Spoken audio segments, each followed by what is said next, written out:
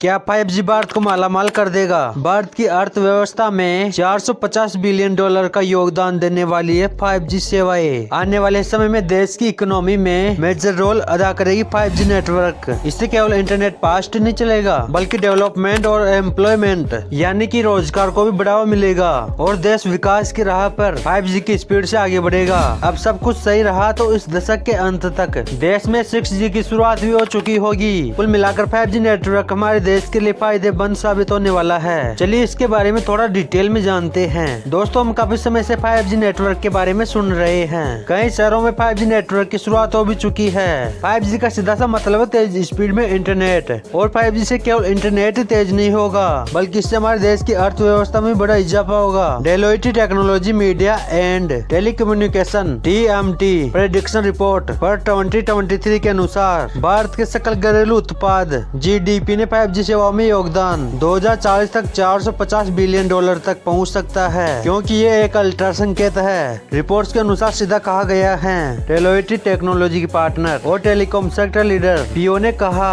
कि 5G network आने से देश के रेवेन्यू में बढ़ोतरी होगी, लेकिन रेवेन्यू में ये बढ़ोतरी तभी देखने को मिलेगी जब प्राइवेट नेटवर्क शुरू हो जाएंगे। उन्होंने कहा कि अगले 3-4 वर्षों में लाइसेंस को शुल्क को छोड़कर नेटवर्क शुरू करने के मामले में 10 अरब डॉलर खर्च किए जाएंगे, ताकि देश के हर एक इलाके में 5G नेटवर्क को पहुंचाया जा सके। The telecom regulatory authority of India captive non public networks private network के लिए 3700 से 3800 मेगाहर्ट्ज और 4800 से 4990 मेगाहर्ट्ज बैंड में 40 मेगाहर्ट्ज ब्लॉकों को अलग करने की बात कही है। रिपोर्ट में कहा गया है कि भारत में 20 से अधिक कंपनियां 5G नेटवर्क के लिए अप्लाई कर चुकी है। इस रिपोर्ट में यह भी बताया गया है कि 2024 से लेकर 2027 तक भारत में बड़े स्तर पर प्राइवेट नेटवर्क उपलब्ध हो सकते हैं। और ये प्रधानमंत्री मोदी जी ने भी भारतीय इकोनॉमी में 5G नेटवर्क को स्वीकार करते हुए कहा है कि 5G तकनीक भारतीय अर्थव्यवस्था में 450 अरब अमेरिकी डॉलर का योगदान देगी। उन्होंने कहा कि इससे न केवल इंटरनेट की गति तेज होगी, बल्कि विकास और रोजगार को भी बढ़ावा मिलेगा। इस दशक के अंत तक हम 6G सेवाएं शुरू करने में सक्षम हो जाएंगे। हमारी फोर्स इस पे काम कर रही है। हमारे प्रयासों से हमारे स्टार्टअप्स को